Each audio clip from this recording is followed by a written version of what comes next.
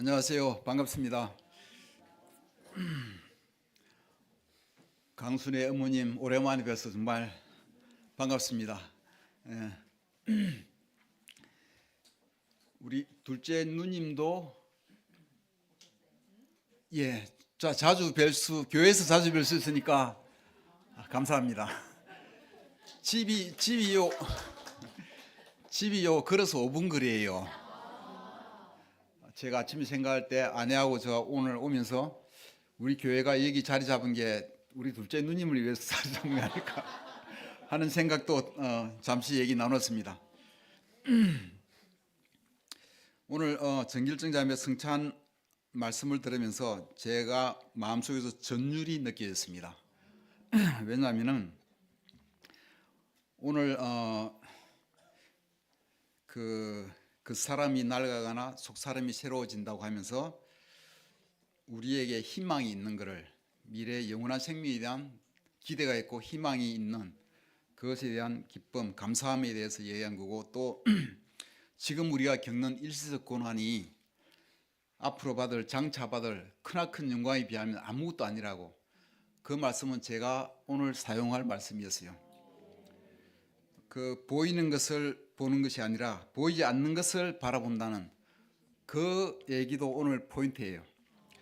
그래서 하나님이 저를 통해서 또 우리 정길정 자매를 통해서 우리 모두에게 이 메시지를 꼭 주시고 싶어 하신다는 확신이 듭니다. 오늘은 3.1절입니다. 3.1절 생각하면서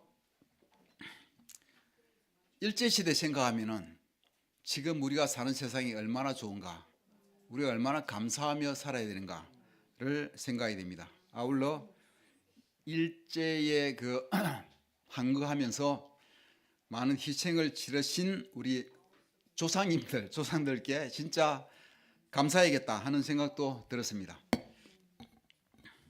또한 3월 1일은 공식적으로 봄이 시작되는 날입니다. 공식적으로 3, 4, 5월이 봄이라고 제가 어릴 때 배웠는데 그게 아직도 유효한지 모르겠어요. 겨우내 웅크렸던 몸을 활짝 펴고 또 마음으로도 활짝 깨어나는 그런 시간이 되기를 바랍니다. 우리 제주가정교회 진짜 온 마음으로 환영하고요.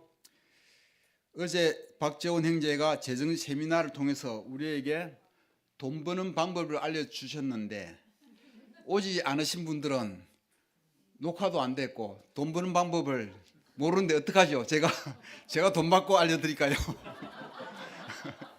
저한테 오시면 제가 돈 받고 알려드리겠습니다.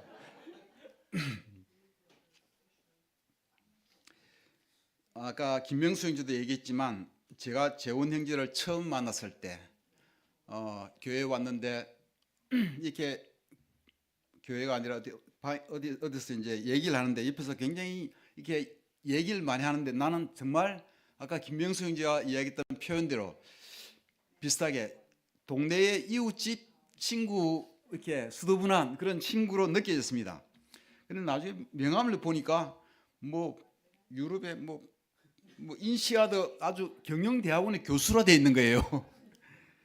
그래서 그때 깜짝 놀랐습니다. 그때 제가 다른 친구한테 얘기하기를, 이 친구를 만났는데 이러한 친구가 있었는데 겸손한 척 하는 게 아니라 진짜 겸손한 친구 같다. 그때 제가 마음 깊이 그렇게 느꼈었습니다. 그래서 많이 좀 나누고 했던 것 같아요.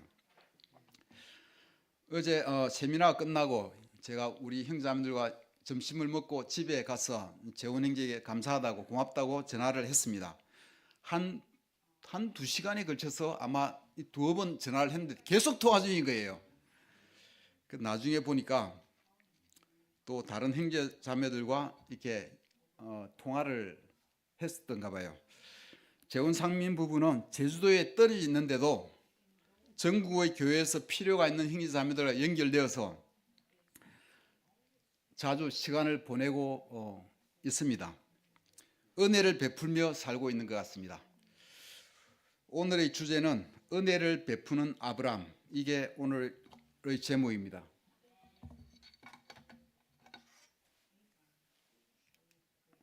은혜를 베푸는 아브람. 포인트는 은혜를 베푸는 사람과 은혜를 받는 사람, 두 번째는 세상적인 기준과 영적인 기준. 이것을 제가 한 번은 보이는 것과 보이지 않는 것 이렇게 적었다가 바꿨어요. 똑같은 의미입니다. 창세기 13장 7절에서 9절까지를 읽겠습니다. 아브라함의 집 짐승을 치는 목자들과 롯의 집 짐승을 치는 목자들 사이에 다툼이 일어나곤 하였다. 그때에 그 땅에는 가나안 사람들과 브리스 사람들도 살고 있었다. 아브라함이 롯에게 말하였다. 너와 나 사이에 그리고 너희 목자들과 나의 목자들 사이에 어떠한 다툼도 있어서는 안 된다. 우리는 한 핏줄이 아니냐. 네가 보는 앞에 땅이 얼마든지 있으니 따로 떨어져 살자. 네가 왼쪽으로 가면 나는 오른쪽으로 가고 네가 오른쪽으로 가면 나는 왼쪽으로 가 있다. 아브라함이 하나님 뜻이 아닌 자기 뜻대로 이집트를 갔다 왔습니다. 믿음의 길에서 잠시 벗어나서 다시 믿음의 길로 돌아왔습니다. 그런데 더 부자가 되었어요.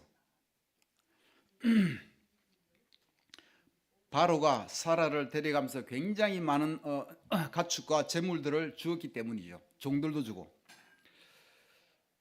결과가 더 좋은, 더 큰 부자가 되었다고, 결과가 좋다고 해서 이집트로 갔던 일이 잘한 일이라고 해석해서는 안 됩니다.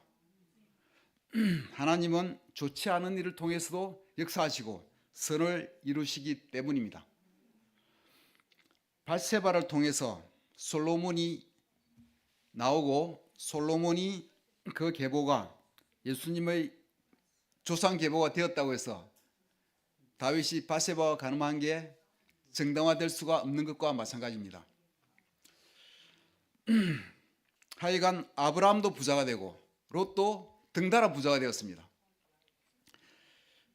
그들의 가축들이 많아지자 목초지가 부족하고 이 가진 게 너무 많아지니까 다툼이 생기기 시작했습니다.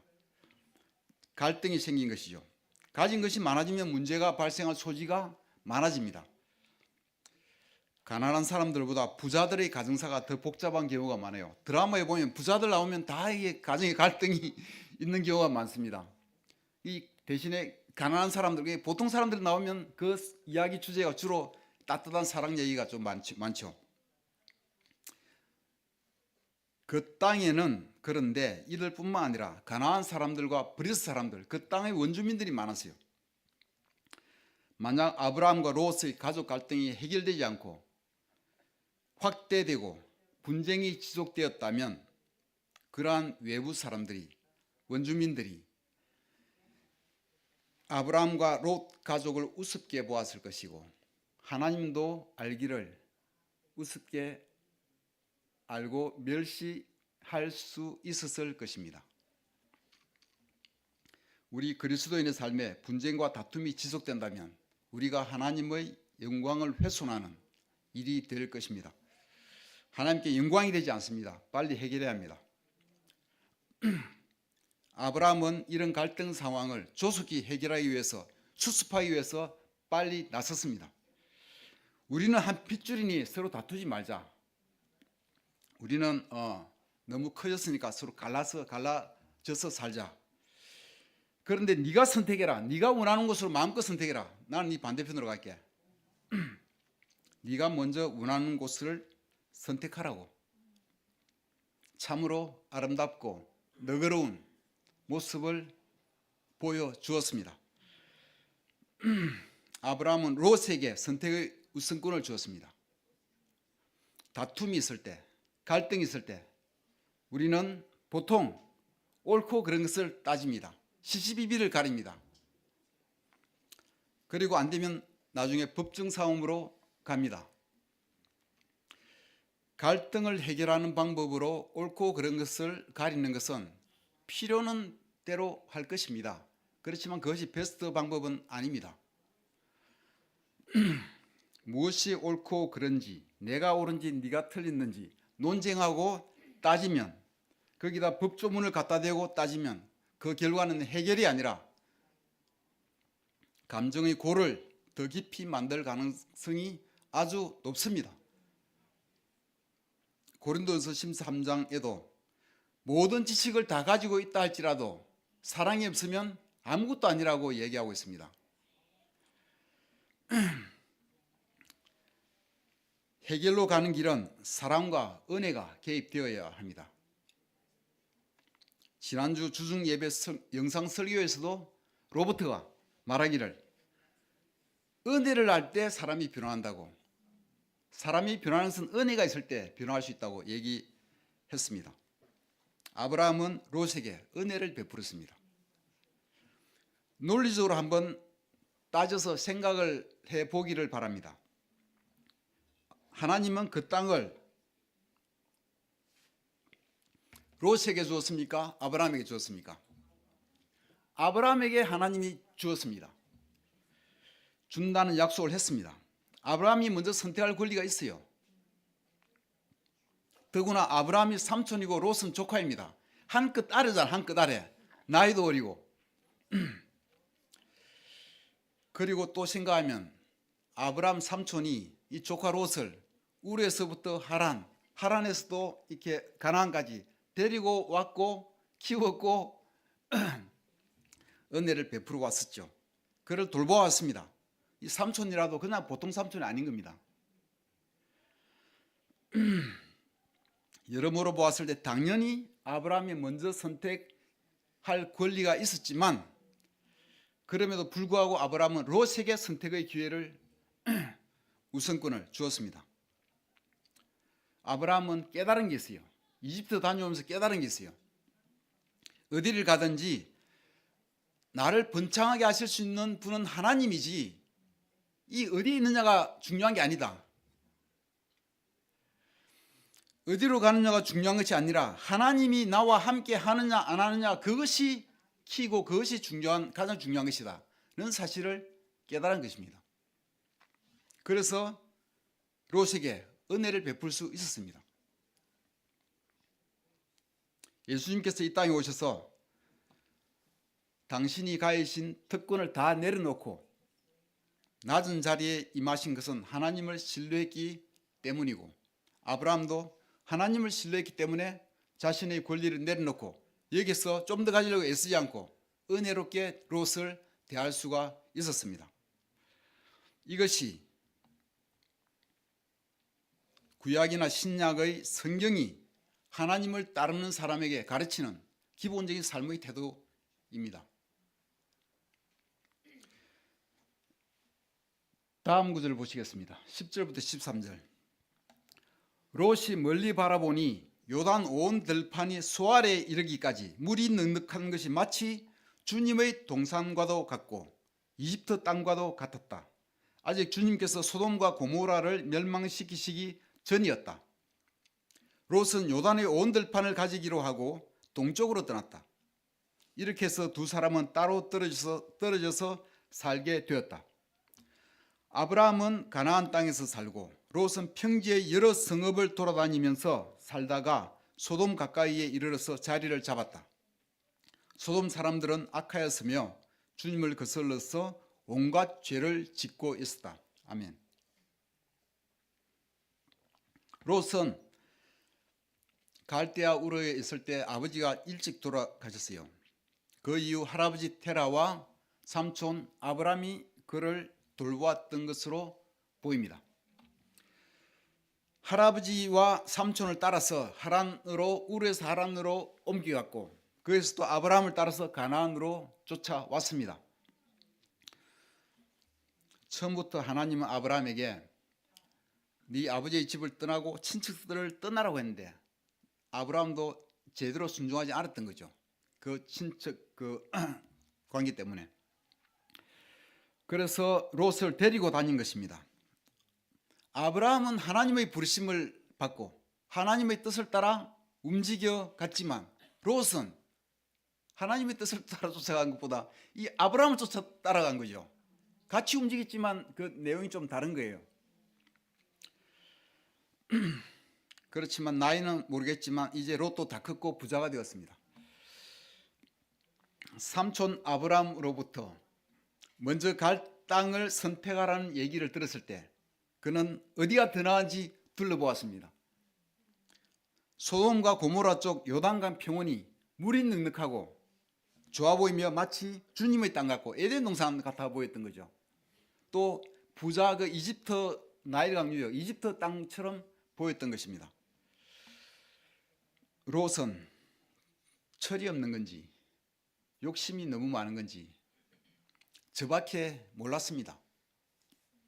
삼촌이 더 부자였을 테고 가축도 더 많았을 텐데 또 더 나이도 많은 어른이고 자신을 여태까지 돌봐주신 것을 생각하면 더 좋아 보이는 땅을 당연히 삼촌에게 권하고 자기는 반대 방향으로 가야 되는 거 아니에요? 아마 제가 믿기로 우리 부산교회 형제자매들이 그 입장에 있었다면 다 양보했을 것 같아요.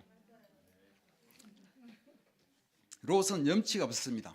자신이 보기에 제일 좋은 땅으로 내가 가겠다. 삼촌 이쪽으로 가세요. 저는 평지로 갔습니다. 삼촌이 산간지 들어가세요. 빌립보서 2장 3절에서 4절을 보시겠습니다. 무슨 일을 하든지 경쟁심이나 허영으로 하지 말고 겸손한 마음으로 하고 자기보다 서로 남을 낮게 여기십시오. 또한 여러분은 자기 일만 돌보지 말고 서로 다른 사람들의 일도 돌보아 주십시오. 자신의 일만 생각하지 말고 다른 사람의 일을 돌보라고 하는 이 가르침은 성경에서 정말 우리에게 가르치는 삶의 기본 원칙입니다. 우리가 성경에서 배우는 건 이거예요. 아브라함은 은혜를 조카 롯에게 베풀었습니다만 롯은 염치 없이 자기 이익만 챙겼습니다. 삼촌의 이익은 고려하지 않았습니다. 삼촌 아브라함은 조카 롯을 오랫동안 육적으로 돌봐왔을 뿐만 아니라 함께 동행하면서 영적인 영향도 크게 주었습니다. 나중에 베드로는 롯을 의로운 사람으로 말하고 있습니다. 베드로후서 2장 7절에서 8절입니다. 그러나 악한 자들의 방탕으로 큰 고통을 받던 의로운 롯은 구원하셨습니다. 롯은 그들의 악한 짓을 날마다 보고 들으면서 몹시 괴로워했습니다. 소돔에서 살면서 그랬다는 얘기죠. 롯은 삼촌으로부터 영적인 영향을 많이 받았기 때문에 하나님을 따르는 삶을 살았어요. 믿음으로 살았습니다. 그러나 같이 하나님을 따르는 사람으로 살았지만 그는 고생을 엄청 했어요. 그 이유를 제가 볼 때 첫째는 은혜를 받을 줄만 알았지 은혜를 베풀 줄을 모르는 인색한 삶을 살았던 거예요. 결정을 할 때도 얼마나 인색한 결정을 했어요. 많은 은혜를 삼촌으로부터 받았지만 줄 줄은 모르는 인색한 사람으로 살고 인색한 선택을 했기 때문이다. 둘째는 그가 눈앞의 세상적인 유익을 고려한 선택을 했지만 보이지 않는 영적인 유익은 고려하지 않았다는 것입니다. 눈으로 보이는 것으로만 판단해서 선택을 했습니다. 눈에 보이지 않는 영적인 것은 고려하지 않았어요. 소돔 사람들이 악하고 극심한 죄인들의 도시라는 것은 그도 알았을 텐데 별로 염두에 두지 않았습니다. 그것보다는 이 땅, 비옥한 땅, 주님의 땅같이 보이고 물이 넉넉한 이 땅을 선택한 것입니다. 세상적인 기준을 고려했지만 눈에 보이지 않는 영적인 기준은 고려하지 않은 선택을 한 덕분에 그는 영적으로 육적으로 모두 다 큰 대가를 치르게 됩니다. 어제 재정 세미나에서 많이 배웠어요. 분산 투자, 장기 투자, 조급함과 탐욕을 버리는 것 이런 투자의 원칙들을 여러 가지 배웠습니다. 그러나 우리 박재원 경제학 박사님이 기본적으로 계속 강조한 것은 하나님이 중심이 되는 그 마인드를 잃어서는 안 된다. 하나님이 중심이 되는 마인드를 유지해야 한다는 것으로 이해했습니다. 우리가 삶에서 어떤 선택을 할 때, 투자를 할 때나 무엇을 하든지 선택을 할 때 하나님 중심의 관점을 놓쳐서는 안 됩니다. 7년 전쯤에 제 아들이 대학교 입학 원서를 넣을 때 저희 부부는 두 학교를 두고 고민했습니다. A 학교는 국립대학이고 우리 아들 성적으로 자기가 원하는 과에 들어갈 수 있는 학교였어요. B 학교는 사립대로 등록금도 비싸고 자기가 원하는 학과에 못 들어가요. 자기가 원하지 않는 다른 학과에는 들어갈 수 있습니다. 고민 끝에 여러모로 조건이 더 좋은 A 학교 대신에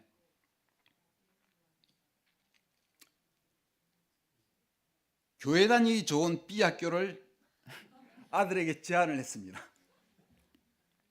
본인은 엄마 아빠가 결정해달라고, 본인은 뚜렷이 자기 주관을 내세우지 않았어요. 지금도 아내는 가끔 그게 옳았나 하고 뒤돌아보기도 합니다. 그러나 저는 우리가 나름대로 영적인 기준을 우선적으로 고려했고 또 형제들로부터 자문도 받고 최선의 선택을 했다고 저는 믿습니다. 하나님께서 우리 아이들을 놀라운 하나님의 자녀들로 인도하시리라고 믿습니다. 롯이 선택한 그 삶의 결과는 좋지 않았습니다. 창세기 14장에 보면은 소돔 땅에 그가 거주할 때 소돔 왕과 고모라 왕이 다른 도시의 왕에게 전쟁에서 패해서 롯은 모든 재물을 다 잃었습니다. 롯 자신도 잡혀가서 포로로 잡혀가서 재물만 잃었을 뿐 아니라 목숨도 위태로운 경지에 그런 지경에 이르렀습니다. 그때 아브라함이 다시 큰 은혜를 베풉니다. 자신의 훈련된 병사 318명을 끌고 멀리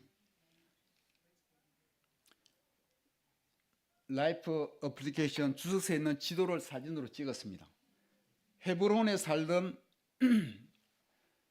아브라함이 저 이스라엘 끝 단 위쪽 다마스커스 위쪽인 호바 지역인가 그쪽까지 쫓아가서 200km래요. 200km. 여기서 대선까지의 그 300여 명의 병사를 이끌고 쫓아가서 싸우고 뺏어온 거예요. 롯을 구출해 온 거예요. 아브라함은 롯을 위하여 목숨의 위험을 건 싸움을 했고 또 한 번 롯에게 큰 은혜를 베풀었습니다. 나중에 창세기 19장에서 소돔과 고모라가 멸망할 때 롯은 그가 그렇게 중요시하던 세상적인 그 모든 재산을 다 잃게 됩니다. 그뿐만 아니라 그의 가정도 비극을 맞습니다. 사위 2명은 다 죽고 아내는 소금 기둥이 되고 롯과 두 딸은 간신히 소알로 피신합니다. 처음에 땅을 선택할 때 그 멋있게 보이던 소알은 거의 피신처가 되었습니다. 롯과 두 딸 사이에 난 후손이 모압족과 암몬족이 됩니다. 그들은 이스라엘과 같은 핏줄이었지만 이스라엘 민족과 갈등을 겪게 되고 많은 전쟁을 서로 하게 되면서 멀어져 갔습니다. 하나님이 아닌 이방신들을 그들은 섬겼고 서서히 성경에서도 사라졌고 역사에서도 뒤안길로 완전히 사라졌습니다. 한 가지 주목할 부분은 모압 민족의 후손 가운데 모압 민족 가운데 우리가 잘 아는 룻이 나오죠. 룻이 나와서 보아스와 결혼해서 예수님의 족보를 이루게 됩니다. 그거 외에는 모압족과 암몬족은 이렇게 사라지게 됩니다. 롯은 하나님을 믿고 따랐지만 스스로 한 선택의 결과로 괴로운 삶과 불행을 초래했습니다. 우리는 눈에 보이지 않는 영적인 기준을 우선시할 수 있기를 바랍니다. 우리는 하나님을 신뢰하고 내가 힘들어도 다른 사람에게 은혜를 베풀려고 노력하는 삶을 살 수 있기를 바랍니다. 창세기 13장 14절부터 16절입니다. 롯이 아브라함을 떠나간 뒤에 주님께서 아브라함에게 말씀하셨다.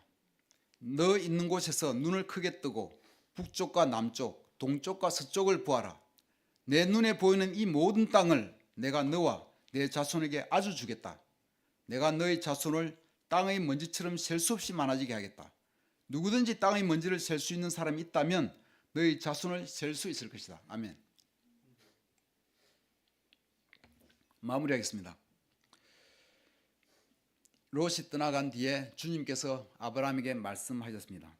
네 눈에 보이는 이 모든 땅을 너와 네 후손에게 영원히 주겠다고.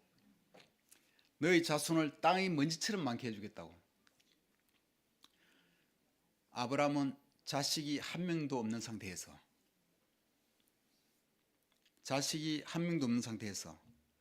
자식을 낳을 수 없는 그런 상태에서 하나님 말씀에 대한 믿음으로 살았습니다.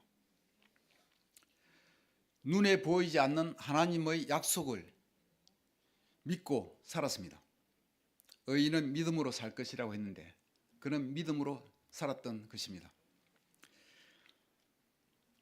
모압과 암몬 민족은 어디로 갔는지 모르겠으나 아브라함의 후손인 이스라엘 민족은 지금도 건재합니다.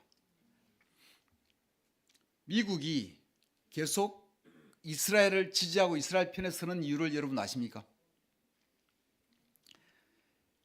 제가 알려드릴게요.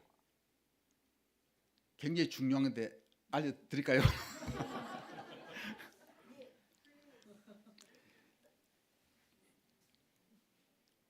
제가 듣는 어떤 미국 목사 설교에 그 얘기를 하던데 내가 챗GPT 찾아보니까 정말 맞더라고요. 미국이 이스라엘을 지지하는 여러 가지 정치적인 그리고 전략적인 이유가 있습니다. 그렇지만 또 하나 중요한 이유로 하나님이 아브라함에게 이 말씀을 했기 때문이에요. 너와 내 후손에게 이 땅을 영원히 주겠다. 이 땅은 이스라엘 땅이 맞다. 그 미국이 인정하는 거예요. 이 말씀에 대한 경외심이 있는 거예요. 그리고 또 얘기했잖아요. 아브라함에게 하나님이 너를 축복하는 자를 축복하고 너를 저주하는 자를 저주하겠다. 그 말씀에 대해서 미국이 두려워하는 거예요. 기본적으로 청교도나 이런 종교를 가진 사람들이 많이 건너가서 세운 나라가 미국이잖아요. 기본적으로 지금 어떤지 모르겠지만 국교가 기독교였잖아요.